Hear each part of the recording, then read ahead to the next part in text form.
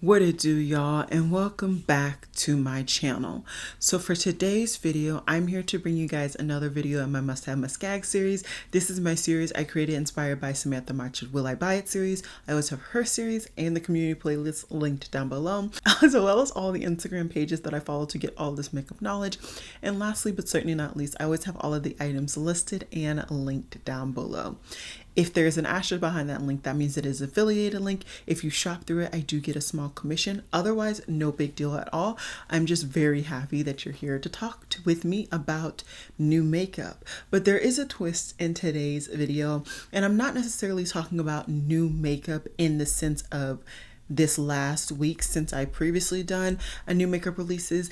This week and next week, I figured I'd highlight some of the kind of big releases overall from 2023.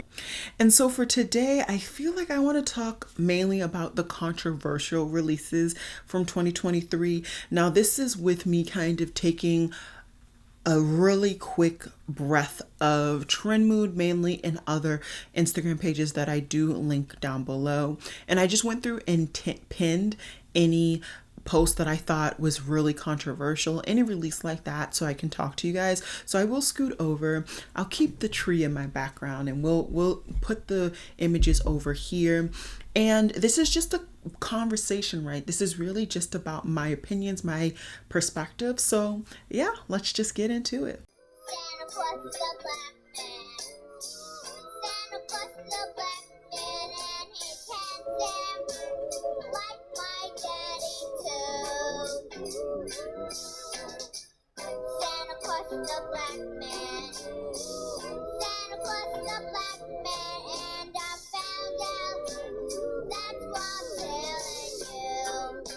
Okay, really quickly, I didn't say, I did already, as you can tell, put on my makeup. I have been putting on my makeup in these videos for the last 2 weeks now, but I did just want to kind of already have my makeup done for this type of video.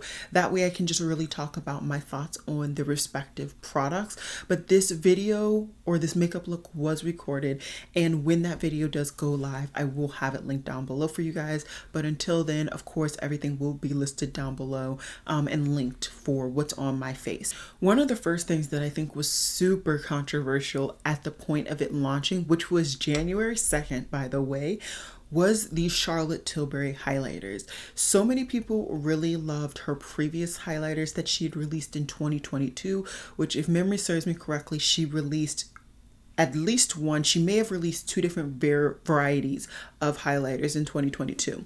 But anyways, people were very excited to see these highlighters. And when a lot of these YouTubers picked it up, because like I said, they had such a good connection to previous ranges, they were very disappointed with how light the packaging was, how the actual product moved around in the pan. And so, yeah, I just feel like for that reason, this was quite controversial for Charlotte Tilbury releases. Say what you will about her brand, but I feel like in general, a lot of people really like her products. I'm not one of them. A lot of the products I've tried at this point are not a huge favorite for mine, and you will have seen that in the video a couple of days ago. I did my declutter of my cheek products, so I pretty much only had cheap products from her. But anyways, this highlighter I think was the first time where like a true divide in the beauty community, where people really liked her product and didn't. And I think it was mainly the packaging fault. From what I could tell, YouTubers in general didn't mind the actual product, it was the packaging. And I feel like for her, that's the one thing she actually usually tends to do well. So I feel for that reason, it was a little bit controversial. Two other things that I think were a tinge bit controversial that actually have not released, but they were revealed in 2023 were from Lancome. So this is the first AI powered motion stabilizing device. Do you guys remember this? I remember talking about this and people talking about how this could be really helpful for those who have motor issues or just can't bend their hands because of arthritis or whatever the issue is, or even people who just of course, want to try the product, because you know people are going to try this product that don't actually need it.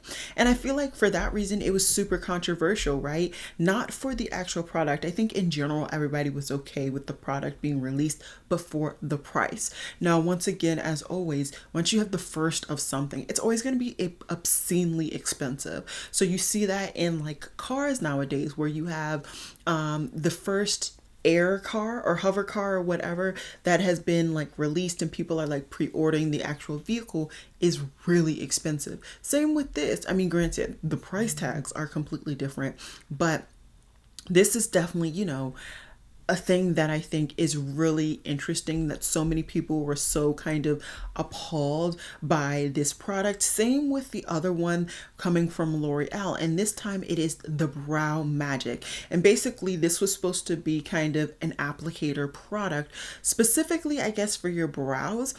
This is a product that I just don't know who would need this. So you're paying almost $200 for something that does not genuinely take all that long for you to do your brows. Even those who have the most sparse brows in the world, you know, I still don't feel like this is necessary. And even if it is at that point, why not just do tattoo cosmetics where you just tattoo on your brows? So I feel like these two kind of machines or products in general were very controversial just because of the price tag associated with them, because like, who wants to pay that? And even if you are willing to pay that, is it necessary? Do you really need somebody or a machine to put on your brows? Is it really necessary for you to spend that money instead of you just literally taking the 1 to 2 minutes to just do your brows? So that's why I think those two products in general are very, very controversial. And even though, once again, they didn't technically launch in 2023, they were showcased. And I think this was the point in which people were very kind of up in arms about them. And I'm sure once they do finally come into stores or are available to purchase online, people will be up in arms, obviously, when reviewers are reviewing it, but after that it'll pretty much fade down. I think this was the year that it really was like at the height of its controversy. A brand in general that I find is pretty controversial, and I want to say after this release that I'm about to talk about, they didn't come out with anything else in 2023, and that is HipDot. So HipDot came out with this collection in which they showcased a collaboration with Everessence, I never say that them right, and Korn. And I haven't seen them come out with anything else. And this was posted on January 19th, which means quite literally, I think they pretty much were gone for the whole year. And I think that's just really interesting. I mean, this is a brand that really got their claim to fame with doing a lot of these IP collaborations, and we definitely see quite a few other brands, I think, taking note of that, and now they're really picking up on their own IP collaborations. And I think this is just something that we need to, hopefully brands are looking at, and they're seeing that, yeah, you can get a really big push in your brand from doing some collaborations that people are really attached to really well and all of that jazz, but eventually it may fizzle out. And so yeah, I think overall this brand is controversial, and like I said, I haven't seen them release anything else in this year. I never actually looked at their website. I think I bought one thing, and that was because a friend wanted it for Christmas and she has enjoyed it, so there is that. But overall, I think this is just one of those brands that people never went to unless it was the novelty of the product. And you really have to find that balance where you're not only bringing people to your brand for like these controversial or dramatic releases with these IPs, but also because your formulas and your other kind of more generic part of your brand is that good. Another brand that I think easily can say is controversial is Isamaya. Isamaya has been coming out with a lot of these lipsticks, lip balms with a phallic nature. Let's just call a spade a spade. And I think it's one of those things where it was cute and it was edgy and whatever the first time that it launched, but now it's just unnecessary. It's so unnecessary. And I find that for those few people who have actually purchased from the brand, I don't see them actively using the products again and again. I don't see them putting these products in their favorites. And so that's telling me that these formulas are nothing really groundbreaking. They're not really great. And so what would make them tell their following, or even somebody who is, Joe Schmo, what would make Joe Schmo buy something else from your brand if it's just nothing great other than, of course, the packaging? Okay, cool. But once you have one, you kind of have them all. You know what I mean? They're just different colors. And I just think that this is one of the biggest controversial things, because so many people that are not prudes are like, this has just gone too far. And it's one of those things where I find makeup has really become one of those things that is sexualized for an unnecessary reason. Same with a lot of Too Faced things. I'm just going to go on a bit of a tangent. Too Faced had a history of being very sexual on some of their releases and very innocent on others. And yeah, okay, the name of the brand is Too Faced, so maybe that's why they were doing it. But it just became to be unnecessary, to the point where the brand is no longer that it girl. And I think it was because so many people were just so turned off with, why do you have a 15-year-old in your, area shopping for this latest, greatest thing, and it's all about sex? And then right next to it is this innocent thing. It's just too much. And I feel it's Samaya, either knowingly or unknowingly, the brand is really pushing what few people that could potentially want to buy from their brand away from their brand, because who wants to constantly see this? And this is all they see. I have seen quite a few people loving their eyeshadow palette. So, maybe they'll have people continuing coming back because of that. But I think if this was their only product, and if this was the product that they really think is selling, at least from my perspective, seeing people talking about these products, I just don't think they're selling. I think they're just doing it for the wow factor. And there comes a point where you just got to chill out and just move on. So that's my 2 cents. Makeup Revolution, for some unknown reason, decided that creating these bubble bomb highlighters was a good thing. So they came out with this early in the year in February.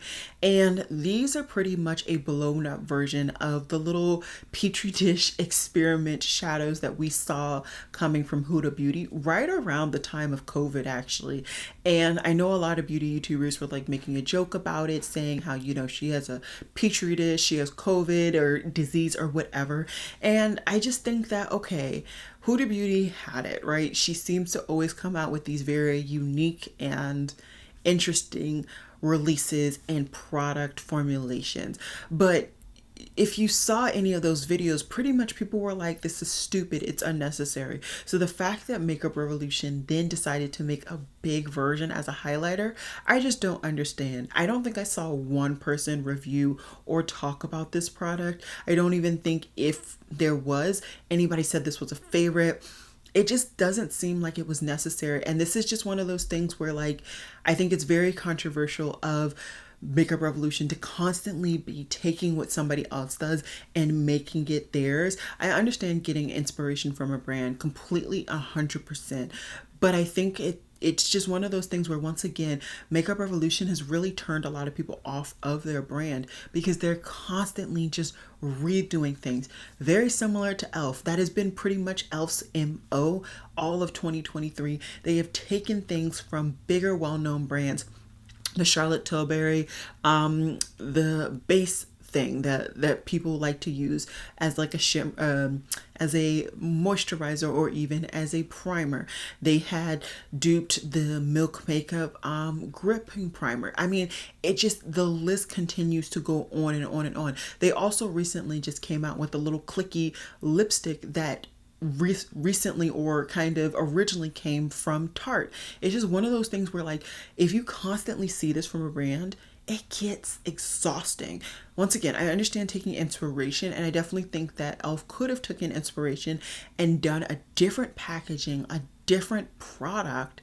Not even a different product, the same product, but in a different way. And I completely understand those who may say, oh, well, I don't have money for Charlotte Tilbury, I don't have money for that. I completely understand that. But there is genuinely something to the fact that even if you get the dupe, it's not going to be the same. And I personally would rather save up my money to get the original than to pay for the dupe, not get the experience, etc., etc., etc. my 2 cents. Another, I feel like, controversial release is actually the whole brand from John Legend, and his skincare brand was Loved 01. I just feel like this was controversial because people were like, but nobody knows you for skincare. And there's really been a huge wave of famous individuals, influencers, whoever, coming out with their own brands when they're not necessarily known for these products. And John Legend, yes, he looks really good for his age, which honestly, I don't know what his age is, but he just looks good, right? It doesn't look like he's overly aging badly, if you will. But it's just one of those things where it's like, why do you, of all people, need to do a skincare brand? Like, what makes you unique compared to any other person that is actually in the industry, actually is a chemist or whatever have you, and it would make more sense for them to do the skincare? Another machine that I think was somewhat controversial is this Print2 from LG. So from what I could tell, this only actually launched in Asia. It never actually, or yes, South Korea. It never actually came to the US from what I know. But this is a portable tattoo machine where there was like limited, products, and you had to only print whatever the images that were in like this app associated with the printer, all of this stuff. And granted, why is this even being talked about on a beauty kind of video? The world will never know. But I think this was more so controversial. I don't even know why, because a lot of people like temporary tattoos. I think the main thing that I saw that a lot of people were just like, why, is the fact that it was limited tattoos and that it was only available in one country. But yeah, let me know down below if you know of another reason why people were so kind of up in arms. I just distinctly remember people were up in arms about this. And now that I'm truly like getting down to the nitty gritty, trying to figure it out, I don't know why. I don't know why. Another brand that I know a lot of people were like feeling some type of way about was Vanessa Hudgens' beauty brand No. Now, from what I could remember, at one point she had a beauty brand and she had it with Madison Beer, and now she's kind of doing her own thing.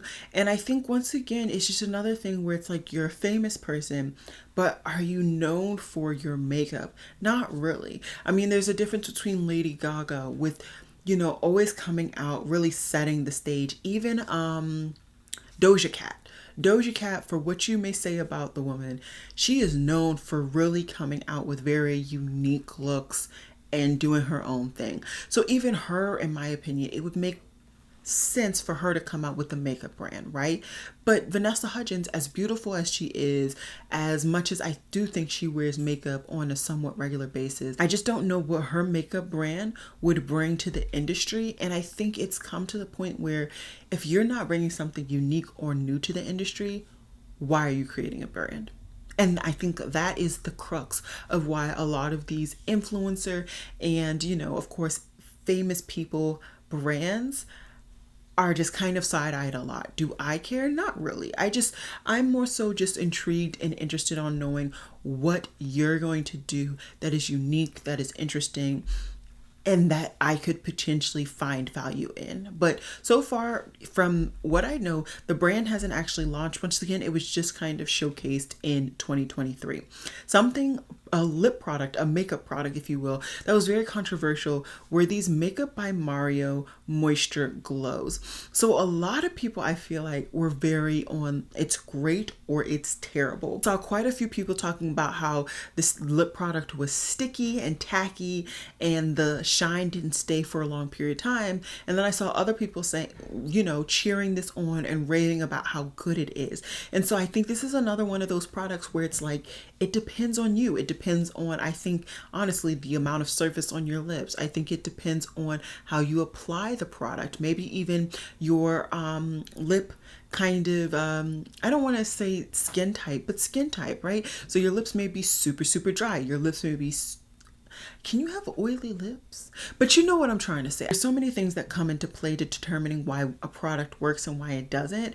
And so, yeah, I just think that it's very, very interesting that this was so controversial. Honestly, I find a lot of his products are controversial. And if you're wondering, I'm actually wearing pretty much all of his products that I own on my face.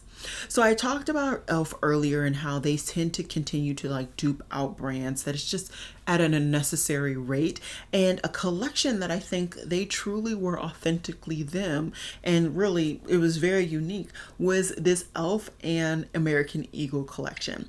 Now, was it controversial? I definitely think so. A lot of people were side-eyeing why in the world they did a collaboration with American Eagle, and some people were like really excited. I think the biggest thing for me was the unnecessary butt photo that we got in the promotions with this like cheek, what was it? It was like a cheek moisturizer, Get Cheeky clay mask. I just think that that was super unnecessary personally, but be great for whoever did pick it up, if you did pick it up. But I think the thing that was so, good about this particular controversial release is that those who actually picked it up loved it. They loved it. I mean, I didn't hear a bad thing about the eyeshadow palette. I hear great things about the makeup bag from Teresa Is Dead. And I mean, I think the lip product would kind of got hit or miss reviews. I don't remember seeing a lot of people try that mask, but I think in the grand scheme of things, yeah, this was kind of very controversial and very kind of catchy, if you will. But at the end of the day, the people that picked up the products enjoyed it.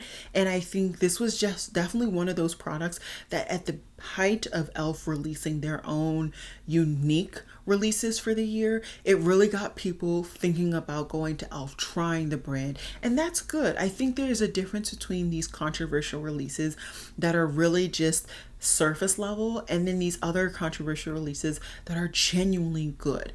And sometimes, yeah, you can side-eye the person or the brand for doing it, but if the products are genuinely good and you get joy out of, the packaging, why not? Why not? Another controversial release that I feel like some people may not think is controversial are the release of the new Dior blushes. So if you didn't know, these Dior blushes really, they became a thing off of TikTok, I want to say late last year. And so the brand ended up coming out with additional colors in this Backstage blush range. But I think the controversial part of it is kind of twofold. One, they actually formulated the two original shades. So specifically that really bright pink that a lot of people loved, that really brought these bright pinks specifically this year, that got reformulated, and a lot of people did not like that reformulation. So I think on one side, that is the big thing. And then two, I think it's just the fact that a lot of people didn't like the colors. I mean, these were some very unique colors that I think the brand came out with. I'm sure in the grand scheme overall, this Backstage line, in my opinion, let me back up. It's a really great line that they show the products that they're actually using for their models on the runway. And so I'm sure in the grand scheme of things in this collection, these products work great. But it is $40 for one of these blushes, and apparently they are very lightly pigmented. You really have to build them up. And for somebody of my skin tone, I don't mind building a blush up, but I need to know that I'm going to enjoy it. And I haven't seen everybody enjoy these blushes. And for me, at a $40 blush, I need everybody to enjoy it. I need everybody to enjoy them for me to go ahead and pick them up. Like I said, I'm trying my absolute best to do better financially with, spending my money and like budgeting for the first time in life. And so for me, that's just, it's never really made the cart. It's never made it to the cart. It's been in the loves list multiple times, okay? But getting into the cart and then pressing send hasn't been there. A controversial thing that I don't even know if I want to say controversial, but I think it was something that like a lot of people are excited, and maybe even some people are not so excited depending on how their previous experience was with the brand. This is Marc Jacobs Beauty. So they are showcased, at least on Net-a-Porter, accidentally of course, that they are coming soon. Now I don't believe that we've gotten any real additional news as to when they're releasing, and they have not come out thus far in 2023. But I think the controversialness to it was the fact that they kind of went away without people really knowing. They just kind of withered away, right? They just let all of their stock go out and never restocked it. And now it's kind of, okay, well, what are we going to get? Are we going to get the exact same products? Are you guys reformulating? Like, what is going on with this brand?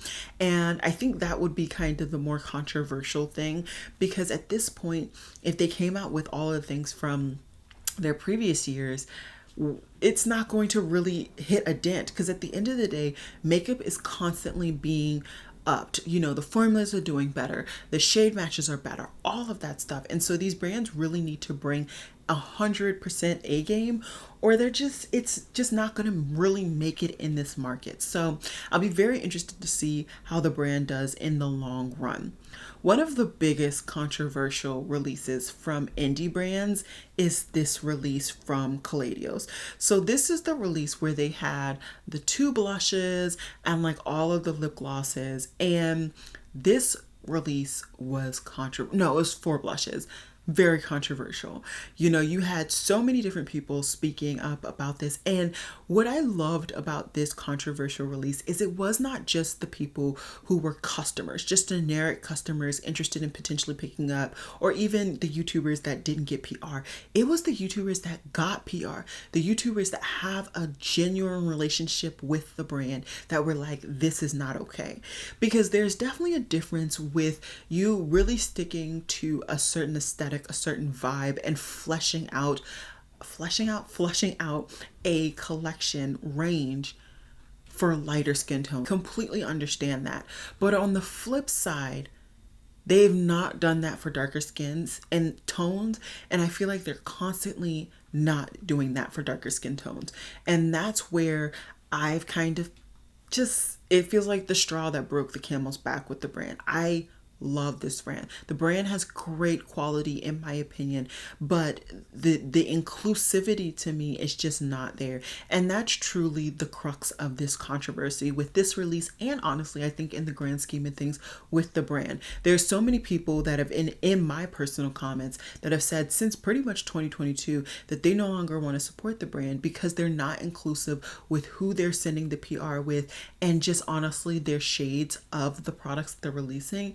And I feel like that's starting to kind of become a similar situation with me. I'm not going to write the brand off because, like I said, I do enjoy the brand. I think the brand has really good quality and sometimes great products that do work for somebody of my skin tone. But I do think that the brand really needs to reflect on what markets they truly want to be in, and then from there looking at those markets to see what skin tones are represented. Because regardless at the end of the day what markets you're really trying to be in, darker skin tones are everywhere.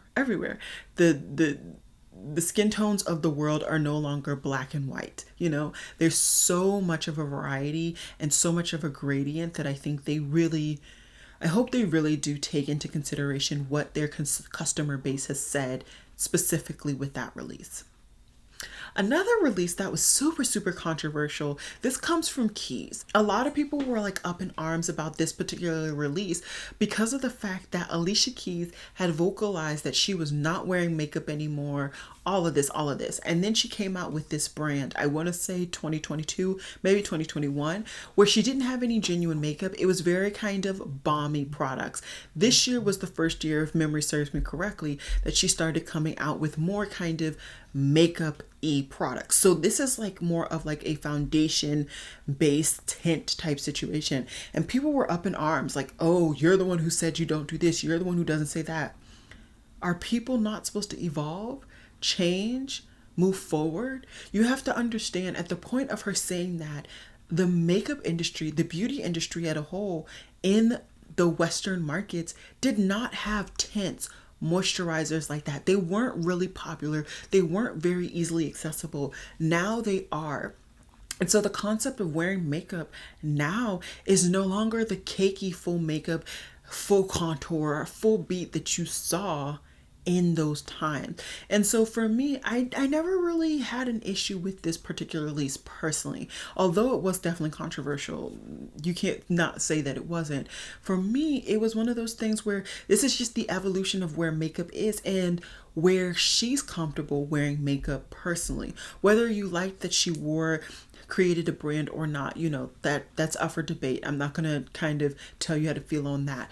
But as for her releasing this type of product, I feel like we need to give each other a little bit more grace in the sense that she's changed, the world has changed, products have changed, and you can have a product that is a tinted moisturizer where there's very light coverage and you can feel still that your skin is peeking through and that you are still you. Charlotte Tilbury. So Charlotte Tilbury did this collaboration with Disney for their 100-year anniversary.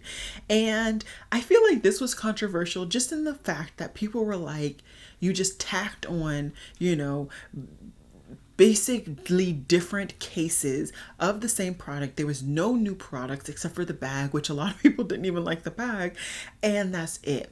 And a lot of brands do this. This is just one of those releases that I could distinctly remember people complaining about this particular issue, but this is not exclusive to Charlotte Tilbury.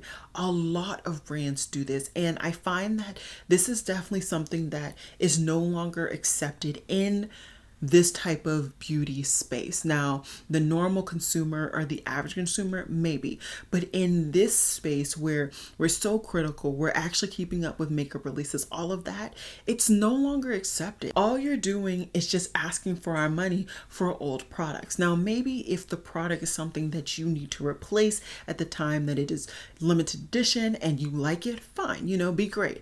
But I think a lot of times these brands, they get the money for not doing the work that is deserved. And you really think about that, right? At the amount of money that you're spending, if you had to work to get that amount of money, is the brand doing that for you? Is the brand earning this amount of money? X, Y, and Z. Another controversial release, which I feel like in the grand scheme of things, it's always controversial, are the Hourglass holiday palettes. Now, a lot of people stand these palettes. They love these palettes, dee-da-dee-da-dee. But I find those people tend to be of a lighter skin tone. At deepest, like a tan. And as I have now spent 2 years trying to use these palettes, learning more about the formulas from the brand, I find that the shades that they put in these palettes just don't work for dark skin at all. I understand in some instances the technique that I use for the products, it's not recommended from the brand, and a lot of people don't do. I see people doing that, but that's, besides the point. I think in the grand scheme of things, this brand does not do dark skin friendly palettes, period, the end. Not for these holiday releases. Yeah, they kind of stretch it a little bit. Yeah, they kind of will showcase it on a darker model. But I just, in my opinion, to my heart of hearts, like I said, 2 years in a row, I've spent my money buying these palettes, testing them out, reviewing them.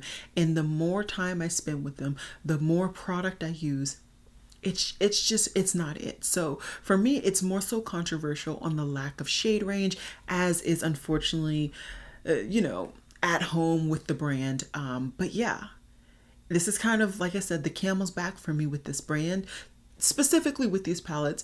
I'm if they're or indifferent with the brand in general, but specifically with these palettes, it's the L at this point. I'm kind of just done.